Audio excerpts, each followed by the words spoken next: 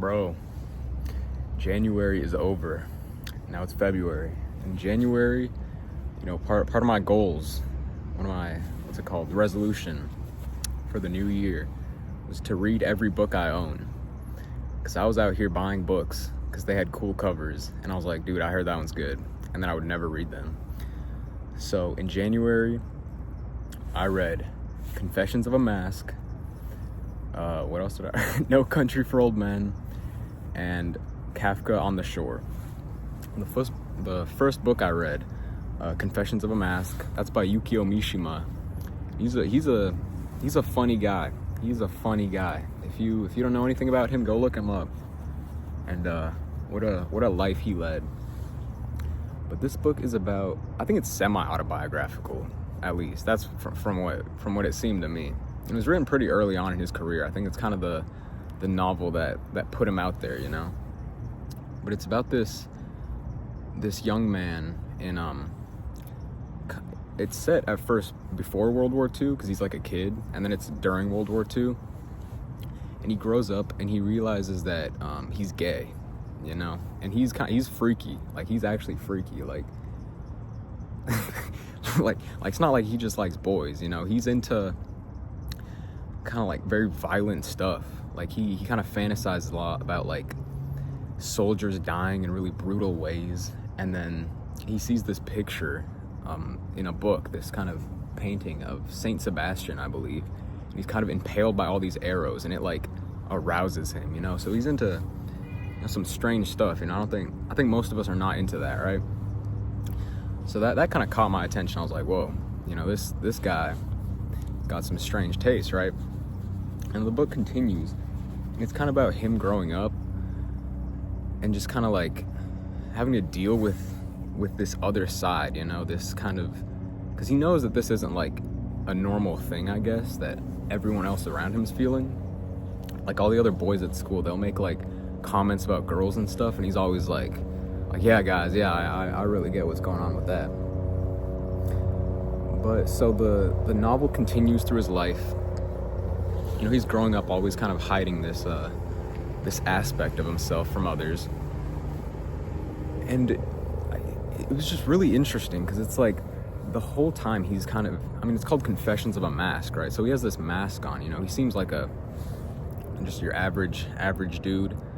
The whole time he's got this kind of inner, I guess, kind of dark desires, And it's so interesting because the book's his confession pretty much. He's being completely truthful. Like he doesn't like really, I guess, sugarcoat anything. Yeah, he really just lays it all out there. But then at the same time in his life, he's hiding everything. Like nothing that he's saying in the book really is known to anyone else except us, If you read it, you'll know. So that was interesting. Like it made me think like about the stuff that like we all kind of, we hide from people too. And then he felt like so free to just write it down, Just he was able, and he wrote it down really well. Like it's a really well written book. And just this way that he was able to describe this entire kind of life of I guess hiding his true nature. That was pretty, it's not that long of a book. But I do recommend it. It'll make you think, it'll make you think. I've never read any like, I guess queer literature is what you'd call it. At least not any like quality one. So that was really good. And that was my first Mishima. So, I'll look into him more. I know he's got a few, like, I've heard Sun and Steel's good, and the Fisherman, you know the one. And what's the other one? He's got like the trilogy, like the Sea of Fertility or something. So yeah, that was the first book, Confessions of a Mask. I don't have it with me right now because I left it at my friend's apartment. But the second book I read was No Country for Old Men by the GOAT. I say the GOAT like I've read a bunch of his stuff, but Cormac McCarthy. This is my second McCarthy that I've read. The first one I read was Blood Meridian a few years ago, and I really did not understand what was going on.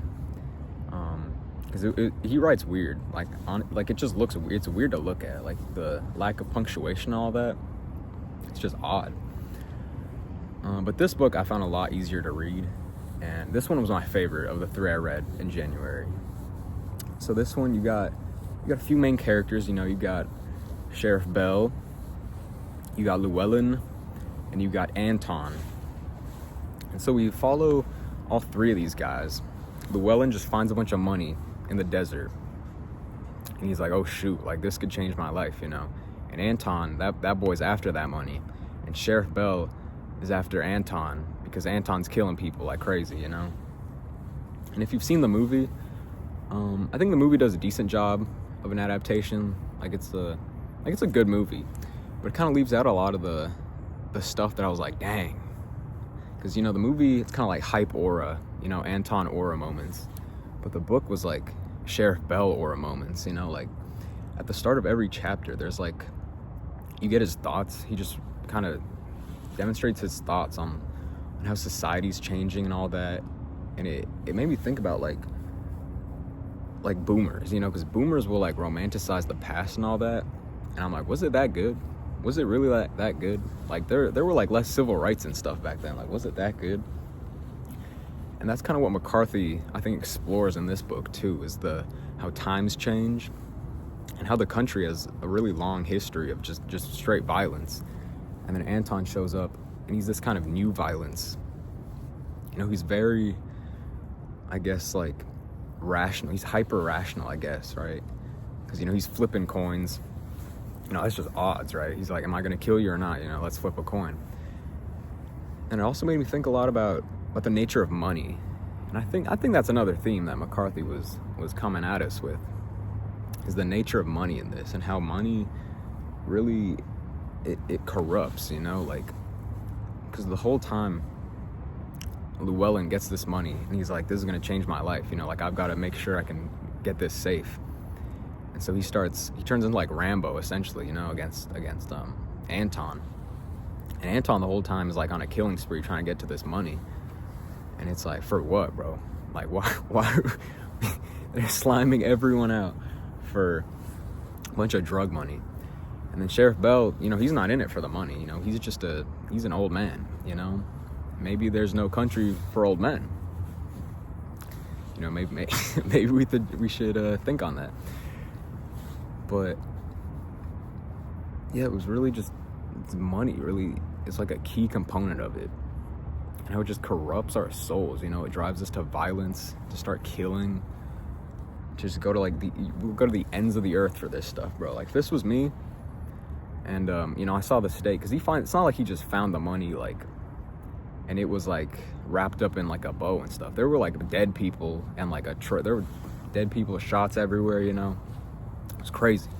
There was a shootout on the Mexico border. I'm like, this is not, I'm gonna get, it's like Colombian necktie if I touch this money, bro. Like, I'm not doing that. But yeah, No Country for Old Men. It was it was easy to read. It was an easy read. I think it was easier than Confessions of a Mask, at least for me. And I did like it more. It had more of a actual like plot structure, whereas Confessions of a Mask is like, I don't know, it's just kind of going through his life, and some interesting stuff happens. But yeah, No Country for Old Men, I recommend that a lot. I lent it to my friend. I hope he reads it. It was a pretty banger book. I bought it for like $1 at the library. And then the final book that I just finished up not too long ago. I kind of lied when I said I read all these books in January, because I finished this book today. But I started I was gonna finish it in January, bro, trust. And that book was Kafka on the Shore. There's another freaky book. These Japanese guys write freaky books, okay? This one was freakier, I think, because the other one was like gay thoughts, And it's like, you've had gay thoughts, you watching this, I know you have. But Kafka on the Shore, dude, I don't even know how to explain this book, bro. It's about, there's like 2 main characters, but the main character is this kid Kafka, or Kafka, I don't know, Kafka Tamura, and he runs away. He runs away from home at 15. He turns 15, he's like, I'm out of there. He leaves Tokyo, he heads to Takamatsu, you know, because he feels like he just has to leave. You know, if he stays at home, you know, life's not worth it. There's nothing at home for him. His mom left when he was 4, and that made issues, you know. He's like, why'd my mom leave? And his dad's weird too. His dad he gave him like the Oedipus prophecy, you know, like you're gonna crack your mom and your sister and kill your father, which is like a crazy thing to say to a kid, right? And like, you know, you think this is slight spoilers, okay, but you think this is just a prophecy. I told you, this is a freaky book. So that's all I'll say about that. About that part, I guess. It's a freaky book. But then there's another character, Nakata, and he's this old man. And at the start, we get these kind of like debriefings, kind of interspersed between the chapters, about this incident that happened at a school in the 40s when Nakata was a kid. He was a little kid, and basically this whole class like passes out on this like hill, and they all woke up except for him. And then he woke up way later, and he couldn't read or write after that, and it kind of made him stupid. But then he could talk to cats, and talking to cats is pretty cool, because that's basically what he does as an old man, is just talk to cats and help find lost cats. But his journey is like full of surreal, crazy magic stuff, because like he meets Johnny Walker from like the whiskey, and he meets that guy, and that guy's like trying to make a magic flute out of cat souls. You see, I told you, the freaky book. and then he makes fish rain out of the sky. He makes leeches fall out of the sky. He starts talking to a stone. You know, because each chapter flips perspectives between Kafka and Nakata. And Kafka's perspective is more like, it's just like his journey, like to get away from home, and then the people he meets, like the relationships and how he feels about every new thing in his life. It's kind of exploring like his inner, I guess he's just growing up, basically, is what that explores. Then with Nakata, crazy stuff happens, like just crazy stuff. He meets, Johnny Walker. He starts talking to this stone. Later on, he starts traveling with this guy who's like, he becomes like his disciple, like kind of. But like Nakata's not really like, I mean, he's wise. He's the chillest dude in the whole book. He's so chill. He's just like, well, he doesn't know what boredom is. He's like, I just sit there for hours, and he's not bored. And then the other guy he meets, Hoshino, he ends up meeting Colonel Sanders, and he's like a pimp, and he pimps out this girl who starts spouting like philosophy, and I was like, what? Like, what am I reading? But, you know, of course Colonel... And none of this gets explained either. Like, literally none of this gets explained. Like, why Colonel Sand... I don't know. Why is he Johnny Walker? I don't know. You know, who... I don't know. But I don't think that matters. I don't think it matters the why. Because, you know, we get, like, ghosts. There's, like, ghost dudes. There's, like, a slug thing. And you see, these things won't even matter. Like, if you're just listening, like, this doesn't make any sense. And unless you read the book, and then you'll be like, oh... But even then, it's like... What are you talking about? But this book, this was the longest one by far. I think that's why it took me a bit, you know. Yeah, because I finished that. That took me over a week to read, low-key. But I liked it. And it was something that I had started reading. Dude, I read this like so many years ago when I was like, I might have been like I don't know why I was in middle school reading this book. Because I was like, I didn't finish it, of course. But I was like, dude, I had to look up like an explanation, and then I was like, oh, that kind of and even then it was just a theory, and the people were like kind of arguing about stuff. So like the whole meaning of the book is not clear. You can definitely get a lot of more like, I don't know if surface level, but like there's more clear stuff like in the book that you'll understand, like kind of this journey of finding yourself, as well as like what it means to forgive someone, and like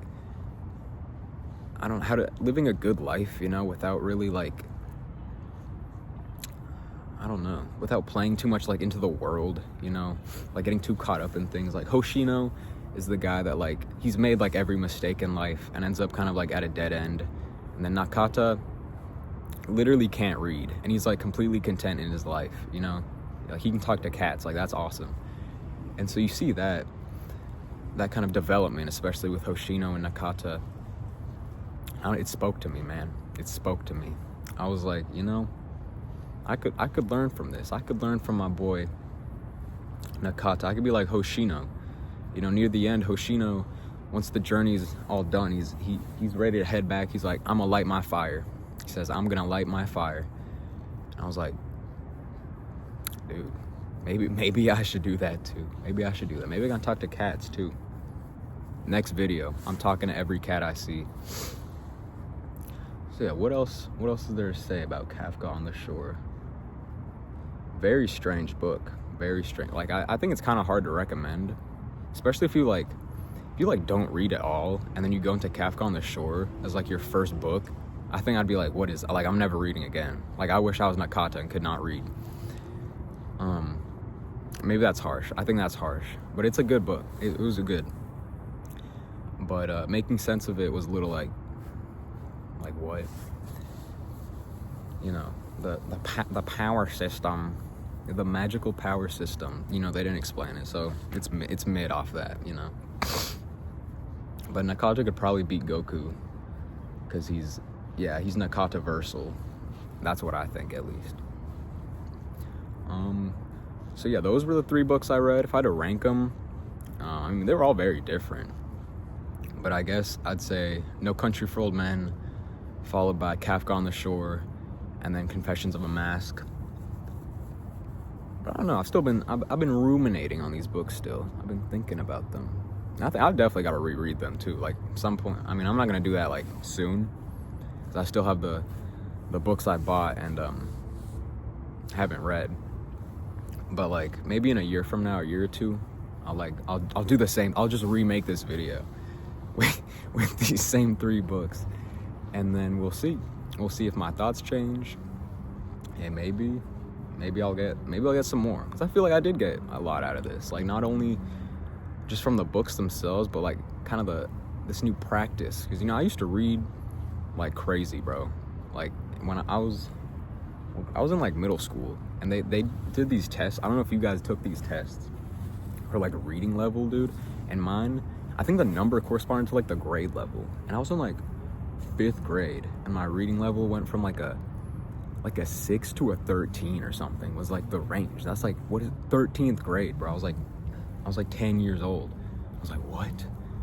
I don't know. I guess I was goated back then, bro. But